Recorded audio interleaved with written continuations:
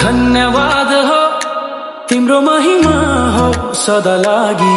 दुःख जति सुकै भए पनि शान्ति पाए तिम्रो प्रेमले येशू कति गहिरो छ तिम्रो प्रेम मलाई अपनाए